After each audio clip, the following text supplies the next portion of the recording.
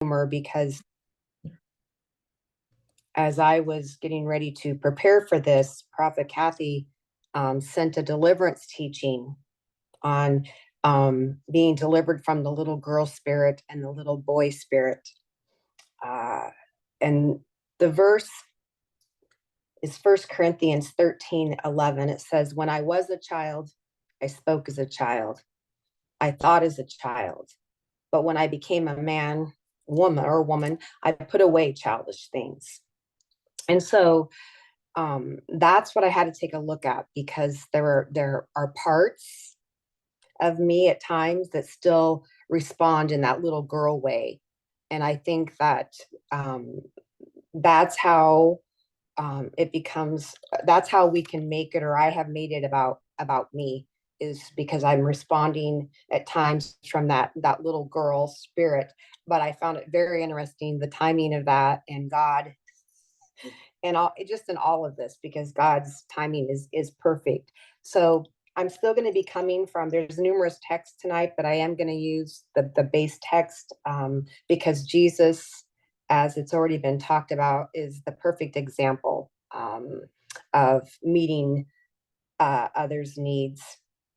And so, as we know, when we read in the text, John 15:13, 15, greater love has no one than this, than to lay down one's life for his friends. I have called you friends. So for 33 years, Jesus laid down his life to do the will of the Father. And that's how we know love, because he laid down his life for us. And so I don't think, as I looked at this, as I pondered this, I don't think that Jesus is, literally telling us to go out and die for one another. But he is asking us to consider how we respond to the needs of others, and how we give up a part of our lives to benefit others rather than ourselves. And the first example that I can think of, even though I've never had children of my own, but I know that parents give up sleep, they give up time, they give up money to lovingly raise their children. We think about our apostle, how much she gives up to raise all of us. But in looking at that and looking at meeting the needs of others, and I really want to have some time of talking and sharing tonight, just interaction, because the first question that I want to ask is, and have people respond, is, are you aware of people's needs? Because we have to be aware of people's needs before we can actually meet those needs. So we'll talk about that a little bit, but the verse that I'm coming from is Mark 6, verses 35 through 36. Mark tells us, late in the afternoon, his disciples came to him and said, this is a remote place, and it's already getting late. Send the crowds away so they can go to the nearby farms and villages and buy something to eat. So they were showing practical compassion for others. Besides, if we're being honest, or if we're really looking at it, I'm sure they were also hungry too, but they were looking at the needs.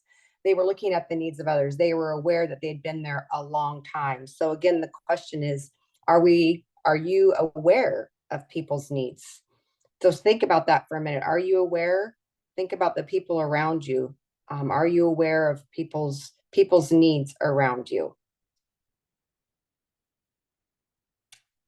I can tell you that in my own home, I am not always aware of the needs. In my own family, I'm not aware of the needs, because I can be so focused on my issues or my world that I don't always take the time. So I'm just being transparent about that, but I'd be curious to hear about other people. If you're aware, if you can name people and are you aware of their current needs?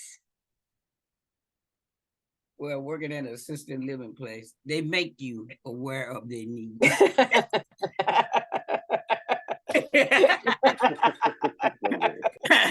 I ain't got to be aware. They make you aware when. That I used to work in a nursing home. I can totally understand that, David. But for us, the outside people around me and stuff like that, sometimes we're not, because sometimes we lose that connection from not, as apostle, we look at the little funnel and stuff like that. We don't stay connected, or we drift away. I'm trying to get an apostle know these people. Ray and Dale, we used to go to Denny's and eat on Saturdays. Like when you reach out, want to say yeah, and you don't get a response for the other one, so you really don't know anymore. Sometimes the people that you connected with, so sometimes you Right. just don't know because you lose that connection. Right. Yeah, true. I was just saying to Amanda, I think in the household that we kind of, at least me, take things for granted. Like you said, people in your house, you don't necessarily know their needs. You figure, well, if you need something, you'll ask me. But when I'm outside, I don't necessarily do that. I'm more focused on the radar. I'm thinking about the needs, like coming home, even coming home. Well, Amanda might need me, but I didn't ask her. I just assumed she could have probably been totally okay, but I didn't ask.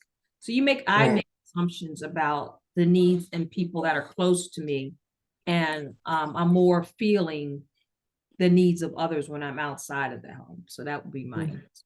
Mm-hmm. Yeah. Yeah. I I was a very selfish person that I did not recognize the needs of those who live with me. And now I'm getting better at, it's not about, like Wendy says, it's not about me. it's, it's about those other people. And so I'm learning and still learning to be considerate and be thoughtful of other people's needs, even in my household. So yeah. Mm-hmm. Good. Good. Yeah, I'm usually pretty, Go ahead, Lyle. yeah, I'm usually pretty aware, because I come from a background and being needy and all that stuff. But so I'm usually fairly aware, like especially out and about. However, it's like even when I see them, I sometimes have that like, well, I come up from it, I made it, they're gonna be just fine, like. So I do sometimes like think Right. of that, and like I try to like, okay, I'm like, okay, because some people are just needy, and then if you and I don't want to be an enabler, to enable people, but at the same time, I might make my own assumptions on whether I'm enabling or I just don't feel like doing it. So it changes. But as far as seeing the needs and stuff like that, I'm usually pretty aware. But as far as what I do with it when I see them, I'm just like uh, I may not always make my own judgments or assumptions on what I should or shouldn't do as far as those situations. So, just Mhm. very. Right. Yep. Mm-hmm. I think that when everything is fine, like just a normal regular day, I don't really think that I'm aware of my mom's or people around me's needs. I can tell you that if you're not close to me, I don't care about your needs. So I'm not even paying attention on a good or a bad day. But if I know that there's something wrong, like you're going through something or you're sick or you've been upset lately, then I pay attention more and I'm more aware of your needs when I know that it's not a normal day for you. Right. Okay. Good. Good. Well, it leads me to the next thing. Secondly, is that our our need, your need, is your test. Because sometimes when you see a need in someone else's life, it's a test to see how you're going to respond, how you are going to respond. See, in Mark 6:37, Mark tells us the way Jesus responded. He said to the disciples when they was telling them that, these people are hungry, they've been here all day. Jesus said, you feed them. And they were like, with what? They asked. we haven't worked for months to earn, we'd have to work months, to earn the money, to buy the food for all of these people. So that's a great thing to remember, is that oftentimes we know the Lord, will test us to see how we're going to respond to things. So being aware and of other people's needs, and meeting those needs, is also a way of it's a way of showing our faithfulness, our trust in God to provide and help us do whatever needs to be done with those people, whoever it may be. So how do you respond to the needs of others? I put down an example, because some of them I can totally relate. So that came easier for me. For it says, for example, you get a text and a friend asks if they can stop by in the afternoon and see you because they really would love to talk to you. But you've been up most of the night. It's been a hectic morning and you really just want some time to relax. Comes a choice. Everything comes down to a choice, as Apostle teaches us. Will you spend the afternoon on yourself, or will you spend it loving someone else in Jesus' name? Will you spend it on momentary pleasure or an internal investment? And those are really some great questions, I guess, when it comes down to a choice. When we look at that, maybe questions that we can to ask ourselves each time, maybe when we feel like I'm gonna, trust me, Apostle knows, like, I'd prefer texting, try to talk to me on the phone, whatever it may be. It's a work in progress. But I think asking these questions are helpful, I believe, to help us kind of take a look at, are we wanting to make an internal investment to help meet the needs of others, or are we just all about this momentary pleasure that we want to do with our own time, or what we consider our own time? Making that choice, what choice are we going to make? Because it's certainly ours to make, but I believe that in KBI we want to make eternal investments. So another example is, if your friend breaks their foot, let's say, do you send a card, or do you go over to offer to clean their house or do their yard work? Or do you know of like job openings? Somebody who's in need of a job, and that there's some job openings. Do you reach out to them? Do you put in a good word for them? Do you give a phone call to somebody who lives alone? Those are just multitude of ways and things to ask ourselves if we're looking at ways in which to meet the needs of others and what people are going through. The stretch is, probably a lot of us would readily exchange, whatever it may be, and meet the needs of someone if it was a person in our family or a friend. But how many of us would do it if it was an enemy? Because the truth is, some of us may secretly rejoice when our enemies, going to get what's coming to them or what we think they deserve. But how many of us would reach out to meet the need of our enemy? And to be honest, I had to really think about that, because I was like, wow, I could do so much better with my family, because for some it comes easy to do it with family. And for me, for whatever reason, it's just a little bit more difficult. But, Jesus, he tells us that it's rare that, anyone would die for a good and righteous man. Or excuse me, it's rare that anyone would die for a good and righteous man, but God demonstrates his own love because he died for us while we were still sinners, right? In Romans 5:7, it tells us that. And so he tells us that we're to treat our enemies with kindness, and not just kindness, but generosity. If it says in Proverbs 25:21, if your enemy is hungry, give him food to eat. If he's thirsty, give him water to drink. I mean, he clearly tells us what we're to do, even when it comes to our enemies and meeting their needs. So that's something to ponder, something that may stretch some of us. But Jesus called his disciple his friends. He calls you and I his friends, and he says that a true friend would lay down their life for friends.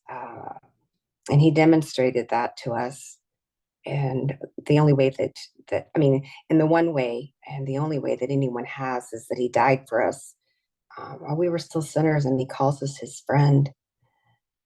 And then he asks us the question, are you my friend? And will you lay down your life for me?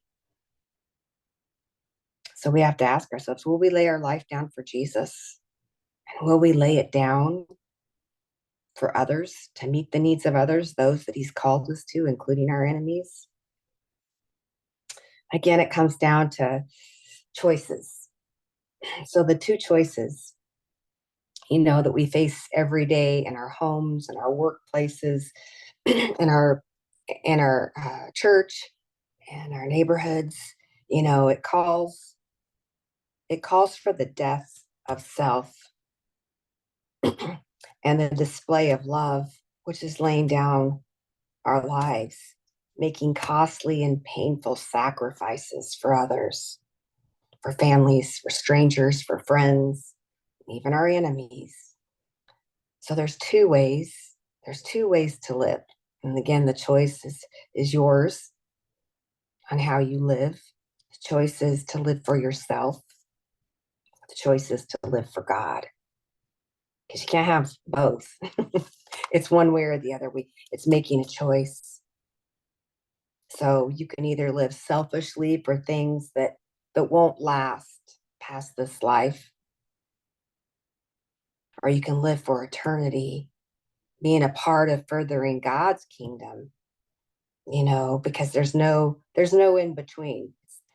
The world, our own flesh, and the enemy are constantly trying to trap us into thinking that living for ourselves is the best way to live.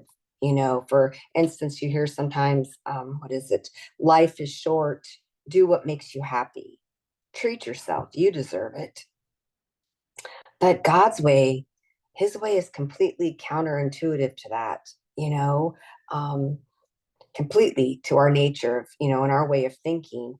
He says, what's truly eternal joy and fulfillment is when we lay down our lives for others. When we lay down our life for him, that's where the eternal joy, that's where the eternal fulfillment comes. That's when we experience the fullness of him. Not when we live our lives treating ourselves and seeking to make ourselves happy. I don't know if you, does someone have their Bible with them or access to their word? I would like someone to read 1 Peter 1:22 through 25, excuse me. I think Mandy, First Peter what? she said first what? 22 through 25. First Peter? Yeah. 1 Peter 1, excuse me, I don't think I said that. 1 Peter 1:22 through 25. First Peter 22. Now that you have, am I off mute? Yeah. Now that you have purified yourselves by obeying, did you want me to read any particular version? No, whatever you have, Amanda, is great. Thank you so much. Now that you have purified, so that you have sincere love for each other, love one another deeply from the heart. For you have been born again, not of perishable seed, but of imperishable, through the living and enduring word of God. For all people are like grass, and all their glory is like the flowers of the field. The grass withers and the flowers fall, but the word of the Lord endures forever. And this is the word that was preached to you. Thank you, Amanda. So It's with Christ that we're given, we're given this great opportunity to leave an impact, that lasts far beyond our years on earth. I know I'm guilty of just seeing things like right here, right now. And it's like, but we have to think beyond that. We have to have the internal mindset of what we're doing here and now is to be impacting others and advancing God's kingdom for even after we're gone from this earth. So it's by serving ourselves, excuse me. It's not by serving ourselves and indulging in our own fleshly desires and our own pleasures, but it comes by, again, laying down our lives for the sake of loving others and meeting others' needs and being the hands and feet of Jesus to others so they may experience him, because we are his hands and feet.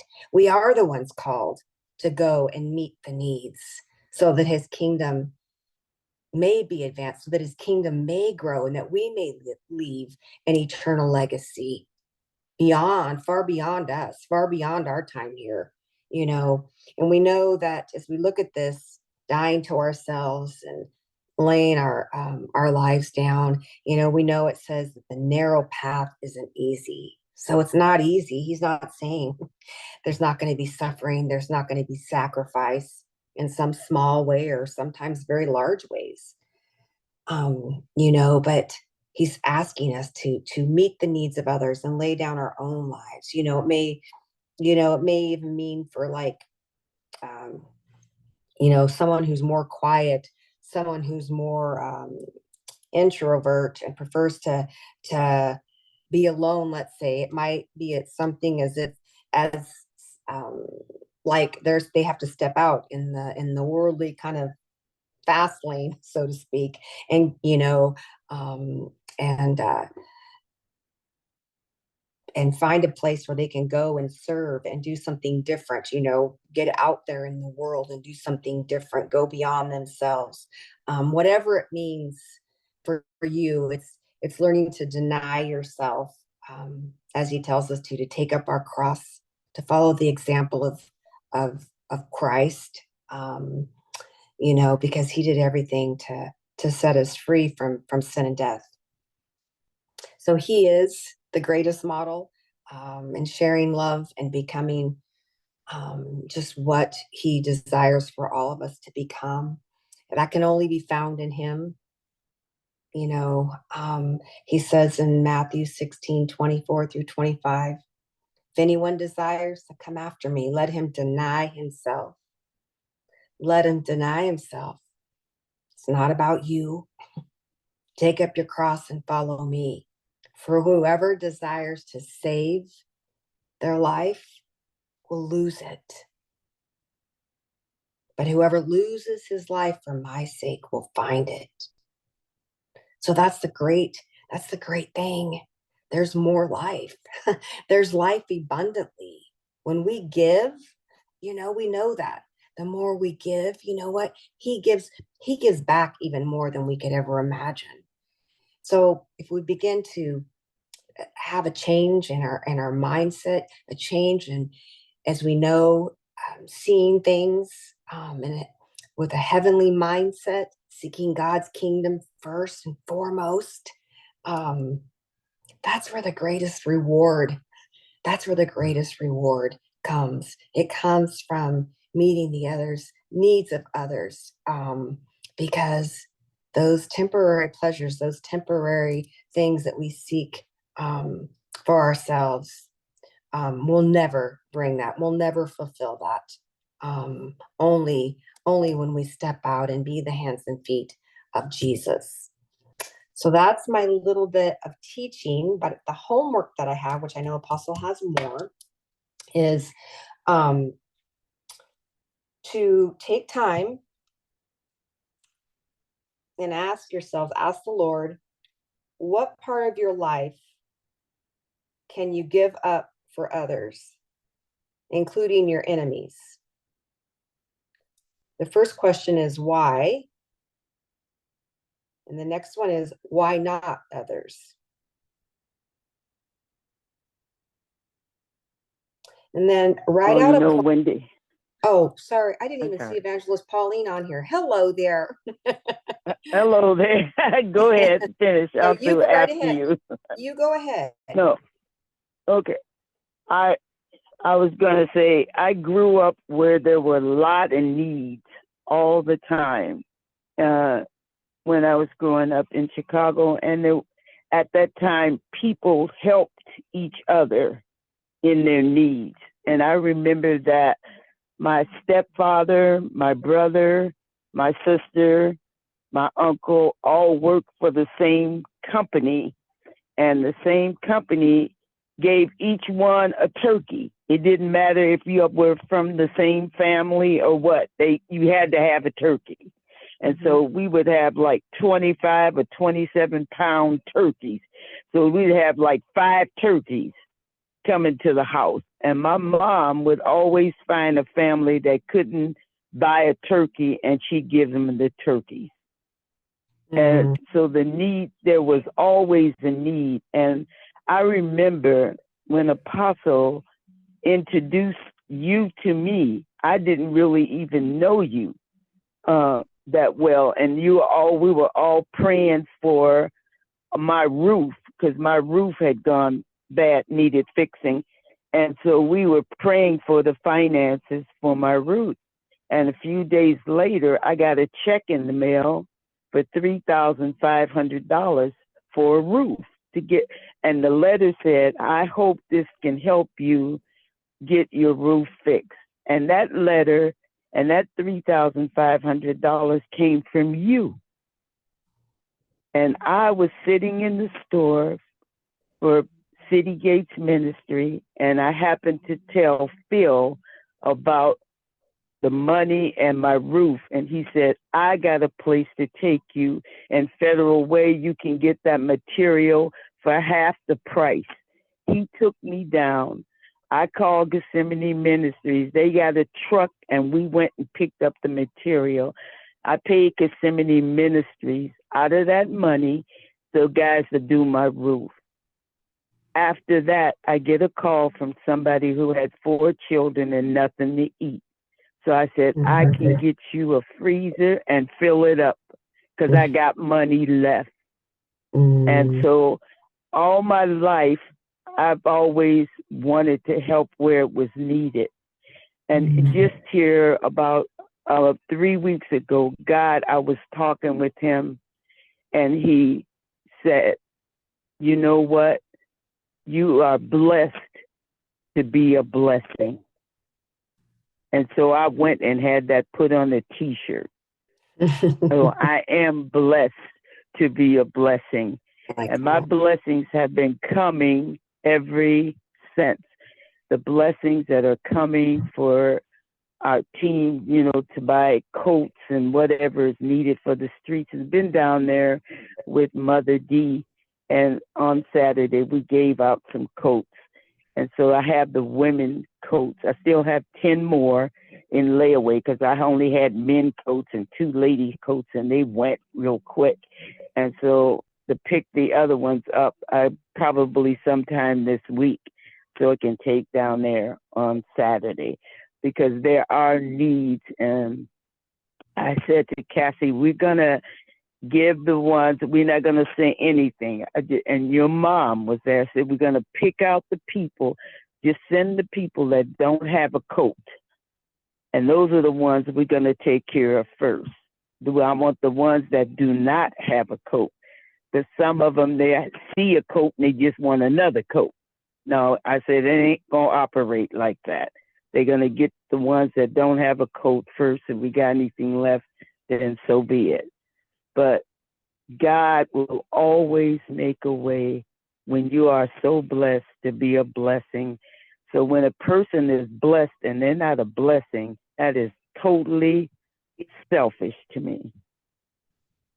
It's totally selfish. Because all of us, when we are blessed, can be a blessing to somebody, somewhere, somehow. Amen. Amen. Amen. Thank you. You're welcome. Thank you. So, so the remainder, so the other part of the homework after you seek the Lord on what part of your life you can give up for others, including your enemies, why or why not others. Then write out a plan after seeking God and what you are to lay down, and then write out a plan and the steps that you will take to do it. And then write a prayer based on the why or what or why not others.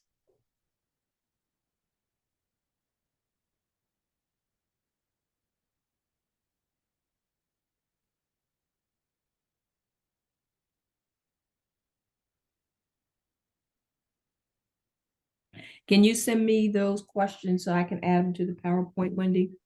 Oh, yes. Do you want me to, you just email them to you? Yeah, not right now, but yeah. Oh, So okay. Yes, I will do that. Yes. Yep. thanks. Yeah. Oh, I thought someone said something. Okay, Apostle, it's yours. If there's no questions, are there questions, comments? Sorry. Yeah, I got a comment. Last time I had to deal with a resident when you did this assignment. Got on my nerves. Thank you again, Wendy. I forgot about that. He's testing you, Wendy said, David. He's testing you for eternal or temporal gain. Trust me, David, he's been testing me for weeks lately, leading up to the station, and I've been failing all the tests. But it's good for us, David. We're Yeah. growing.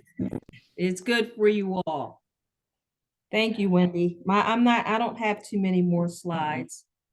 I kind of talked about when we talk about friends and popularity, I kind of looked out here and we have all of these social media and all of these things. I didn't know that you can actually pay for getting followers, guaranteed followers. You know, you look and you write a story, you want to know how many likes you have. It's great to have, you know, all these thousands of likes and just thinking about your friends. Really, it's not about us. I think it really is about us. Because it wasn't about us, why would we want to say to someone liking us or someone following us or someone looking? Why are we paying people to follow us? So I think we really are saying that it is about us in this worldly system. About money. It's about money. They don't want the likes because they care about people. They want the likes because the more likes they get, the more money they get. It's money driven, but there's also to say you have 65,000 friends. That's like a status symbol, isn't it? I mean, yes and no.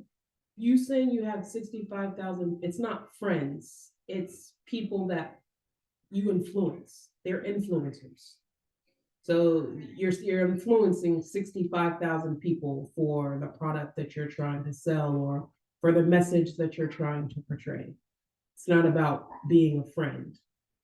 Well, if you're influencing people, you're having input into their life and the direction of their life.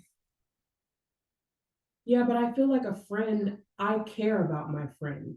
As an influencer, they don't care about those people. They're just doing it for the money. They don't care about the impact that what they're putting into their lives has on them. But as a friend, I care about what I'm saying to you, that impact that has on your life. But don't you think if I have 65,000 followers, you're right. I don't give a rip about you. All I want is the money and I want you to follow me. But what I'm doing and how I'm doing it is to get your mindset so that you will follow me, so that you will listen to my input, so that you do what I want. Isn't that true? That you keep liking my things. I don't care if you do what I want or if you listen to what I say, but you keep liking all these videos that I post about whatever it is that I'm trying to put out. You don't have to like it. You don't have to get on train with it, but as long as you double tap and subscribe, then that's all that matters. But isn't that influence? Isn't that a following? Isn't it about me getting you to follow me and not my competitor? Yeah, I guess. So the question is, it really is about me. It is about you following me, or you subscribing to me, or you doing something for me because I want to be more popular than the next guy. I want the more products than the next guy. Yeah. That's what I see this is about. It might not be a thing where you can't call that guy that has 65,000 friends and ask him for a loan. He does, because he don't give a rip about you. You are exactly right. But he does care about you, as you say, double tapping on that thing and taking his scales up. And so a lot of times, and it may not be for that one trying to get the subscriber, but I've had people upset because no one liked their post. I had pastors talking about, man, I didn't have but 3 views this week. Well, if you did what God told you to do, who cares how many views you had? And so in this social media, I just joined Clubhouse because someone said to do Club. I don't even know what Clubhouse does and why I should do Clubhouse. But I joined it and I'm kind of looking at it and trying to figure out how it goes. Just to go with the trends and to set stuff up so that I'm in with the generations and trying to do things. There's just so many different ways and so many different people following to get the message out. It just gets to be overpowering when you have all of these social media things that you really are trying to get to people's ear. Not for popularity, but for the word and the message to go out. Unlike, as Amanda said, a lot of people do this because you get X amount of money, X amount of likes, you get money. This is the total different atmosphere than it is in God. When I was looking at this, I was looking at different personality types. I know Paige asked me about somebody being narcissistic and what I thought about it. And then when I looked at the quality traits, I looked at the quality traits of what it meant to be self-centered. And then the quality traits about, it's about me. Do you know there are actually 3 different qualities traits? 3 different drivers for these 3 different personality traits. And a lot of times when we say that it's not about me, if you're narcissistic or if you're self-centered or if it is about you, I thought it would be interesting for you to know the different characteristics, because all of these are a little bit different. The drivers are a little bit different. And I thought that that was important for us to know. So what's a narcissist? Because I get this one a lot. Oh, they're a narcissist. I'm like, what does that mean? What does it actually mean? What are you actually saying? You're saying that it's all about them, but what does that mean? And so a narcissist in the psychology world is someone who it's a disorder. It's a personality disorder in the philosophy, in the psychology world. But in general, it is someone who is characterized by being grandiose, a need for admiration, and a lack of empathy towards other people. Now that's going to be important. Not only is it about them, but they don't even care about you.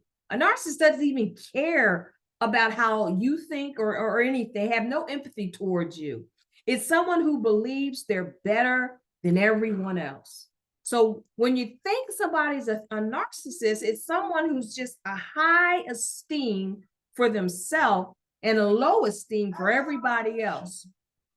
So when you think about the narcissist, I have these C's that really come into this. They think that they're competent above all others. They believe that their way is the only way. So when you're thinking about it's not about me, and I say really, you have to think about these personality types. Do you fit in these personality types? constantly afraid. The narcissist is really afraid of being ridiculed, afraid of being rejected, or being wrong, and they struggle with trust. The narcissist is connecting emotional with people are difficult. Why? Because they don't want to be rejected, they don't want to feel left out, and so they really puff themselves up and put them in a position so that they really are emotionally disconnected with people. They're in a constant state of self-protection. They don't want to get hurt, and so everything they do is for the purposes of protecting their heart, protecting what they have, and not to lose ground. They want control. They want the control of not only the environment, but of everyone. Because if they lose control, then that means that they cannot put their views out there and it won't be reflected on them. So they have to have control. They're constantly on guard. And since they're constantly on guard, they're really hiding from everyone because they're really anxious. Narcissistic people are really anxious about everything. They also have the capacity or motivation. They don't have the capacity or motivation to communicate or work as a team. Why? Because they want you to do what they want you to do. They don't care about doing what the team wants. They don't care about being motivated about unity. It's all about them. They credit themselves for good, but they blame everyone else for their bad. Why? Because they don't want to take responsibility. A narcissist don't want to take responsibility for anything except if it's a success, and that success was because of them. They constantly need attention. They crave perfection. They cross the personal boundaries. They simply because they don't care about you, they will always reach into your boundaries and seek to get something out of you. And their causes are always emotional driven. So when you think it's not about me, or you think about that person that's a narcissist, this is really what you're dealing with. How can you make a friend with such a person who cares nothing about what you think? That cares nothing about your boundaries. How are you supposed to reach such a person when it's all about them, right? The question is this you? And the only way that you can get out of this is by denying yourself. So if this is you, you have to learn to deny yourself. And I'm going to tell you how to do that shortly. But this is the second type of person. Now, this is really, I thought a narcissist was a self-centered person. But if you look at the psychology of it, a self-centered person is someone who constantly makes everything about themselves, yes, and seem to have little or no consideration for others. They don't want to reciprocate. These people are all in their head. These people are in their own head. They make an effort. They don't put an effort into relationships. A narcissist will push you away from relationship. A self-centered person doesn't even care about relationships. They disregard the rules. Why? Because the rules don't matter. They believe the rules and guidelines don't apply to them. They don't honor boundaries, which is the same as the narcissist. Many narcissists have a lot the self-centered qualities for sure, but you don't have to be self-centered and be a narcissist. You could have two separate things. They don't share in a conversation because it's all one-sided. It's all about them. It's their side. How do you feel today? Oh man, I got a headache. Girl, response. I had a headache last week and that headache just took me down south, and they don't even care that you have a headache. As a matter of fact, they'll give you a headache explaining about their headache because they really only have one-sided conversation. You have to be able to recognize these signs and traits in people so that you know who you're dealing with, because remember, we're taking all types of people through this funnel. And you're going to get a lot of self-centered people, but how are you going to deal with them? And particularly if you're one of them. If you hurt, it becomes about their pain. They disregard other views. They disregard other people's beliefs. They disregard other people's opinions as being invalid. They lack any other perspective but their own. They do things their way, and they don't really care about your way. And they do everything on their terms without taking your needs or desires into consideration. So that's self-centered. Is that you? Is this how you really think about this when you say it's all about me? Are you really self-centered? The question is, if it is, you got to deny yourself. It's the same answer. In both a narcissistic personality and a self-centered personality, you have to learn to deny yourself. But this was the question about it being about me. This was a little bit different. It's about me. These people, when you make things about me, I saw this a little different in that when you make things about you, people think it's all about them because they express a twisted interpretation of reality in which everything is either happens to them or because of them. So when you have a thought that it's all about you, and I had this attack actually this weekend when we were in a room and everybody was getting introduced and they skipped over me and introduced everybody else in the room except me. I thought, right? Because I was late because I had to do another errand. And so at that point, it was an attack on my brain saying, you know, they don't care about you. They don't care about your thoughts. Why are you even here? It's just a waste of time.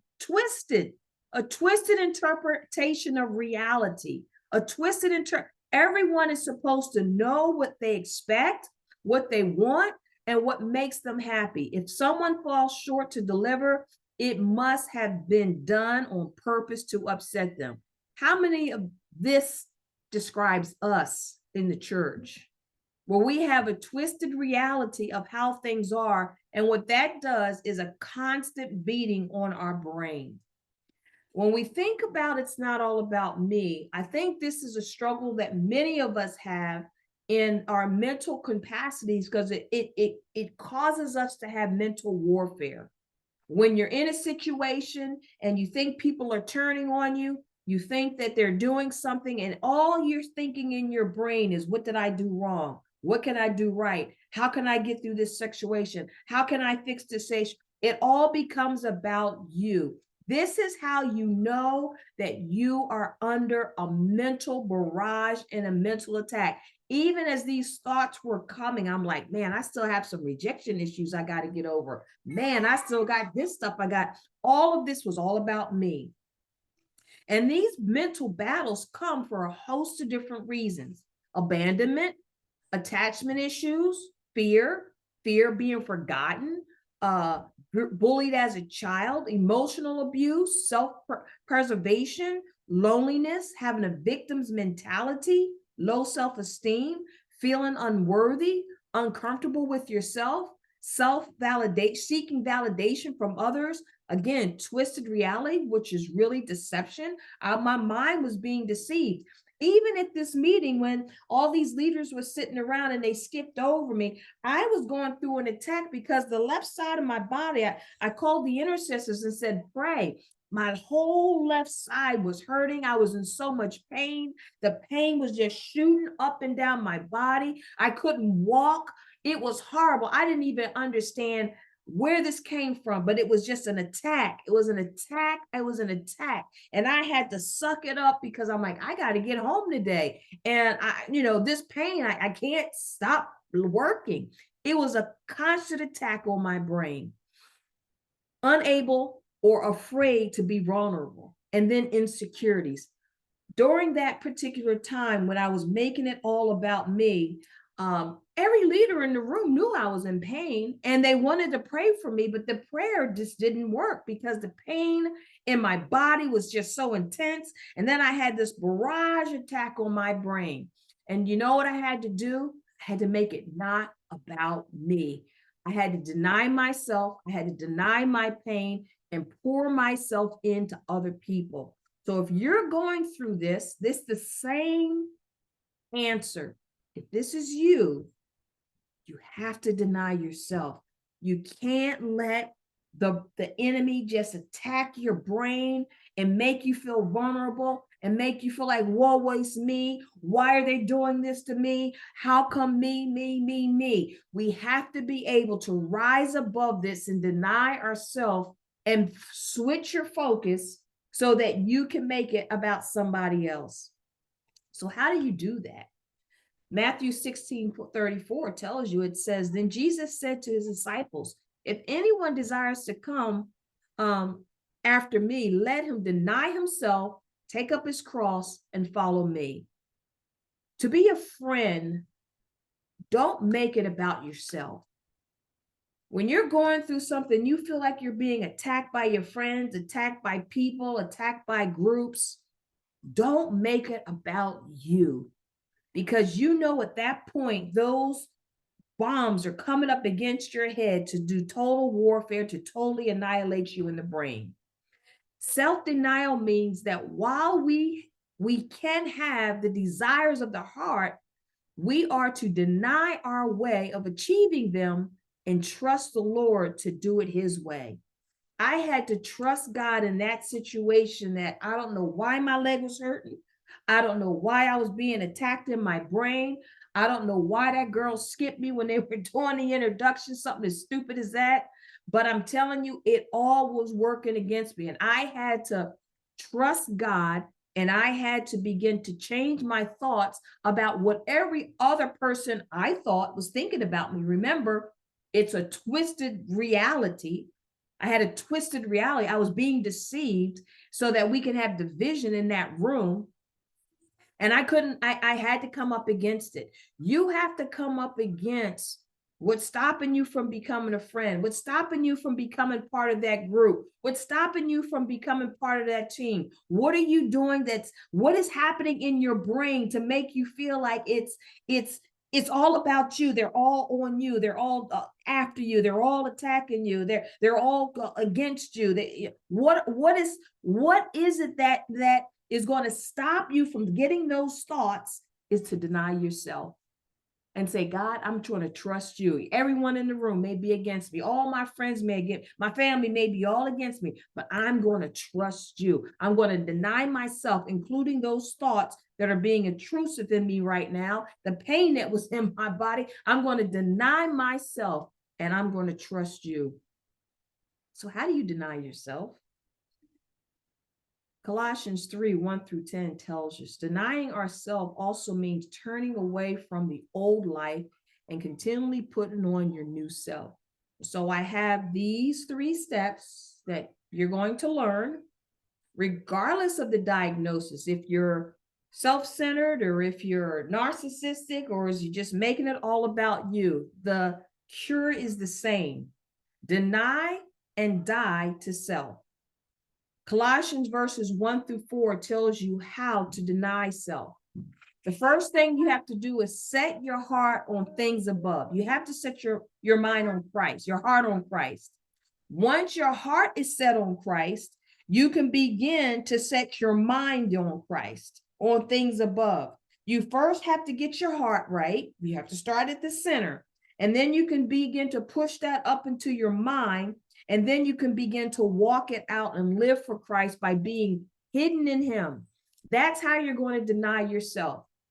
God, I take those thoughts, I take you into my heart.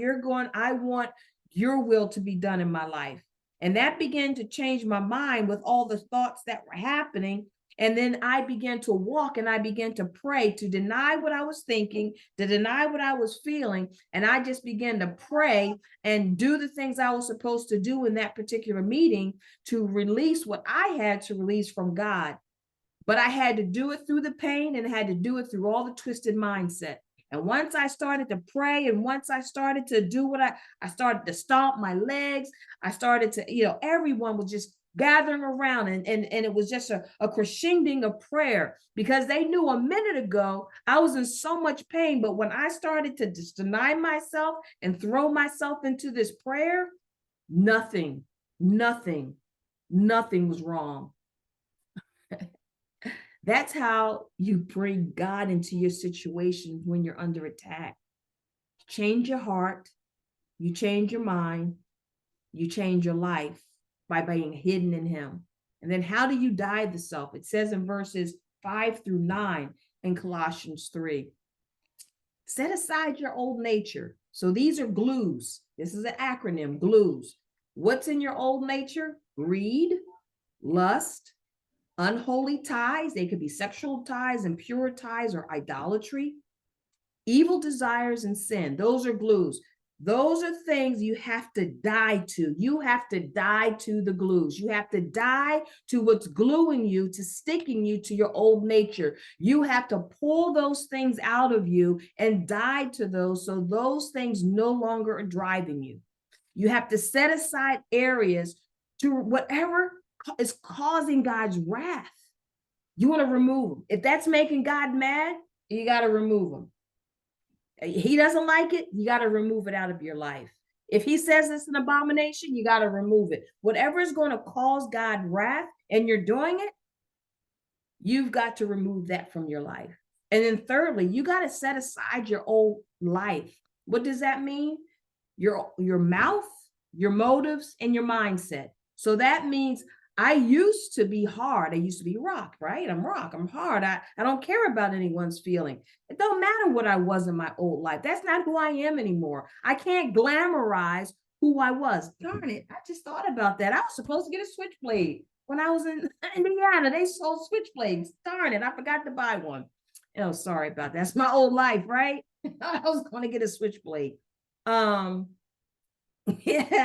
that's totally off course. But yeah, the old life, we have to totally deny. What does that have to do with the switchblade? Why did that come back in my mind? That's an old life. That's an old lifestyle, an old thing that I did.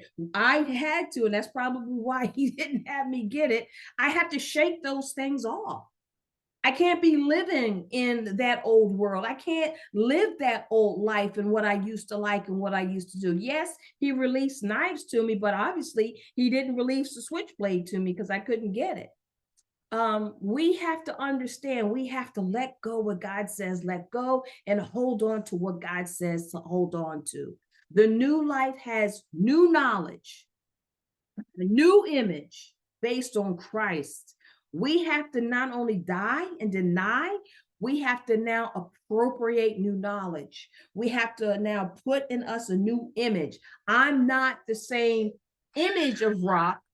Yeah, I still have the name. Yeah, I'm still called that when I go home. But in my mind, rock has a total different meaning. I become new.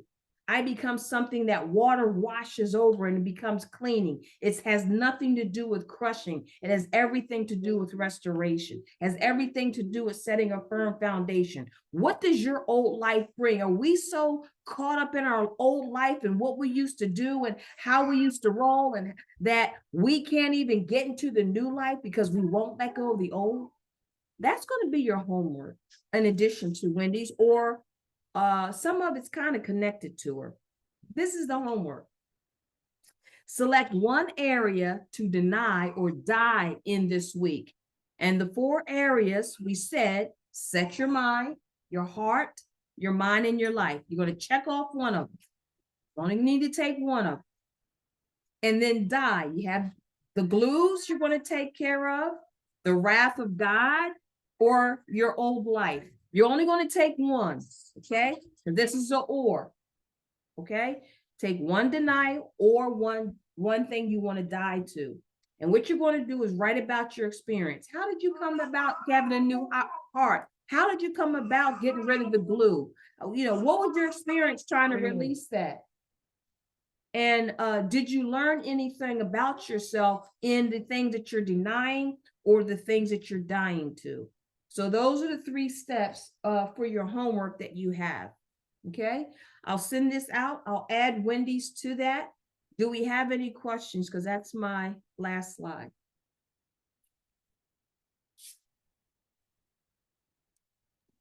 I like that cross. What cross? The cross with the that spells it's, but it's the T is the cross. I like that. Yeah, I like that too. I saw it and I said, I gotta get that in there. Like, I want that as a shirt. That's how I used to spell my name on hats. Tears. Oh, okay. All right, so let me stop the thing because obviously there's no questions. Father, we thank you for this time. We thank you for who you are. We love you. We honor, we praise, glorify you, and magnify you. In Jesus' name, amen.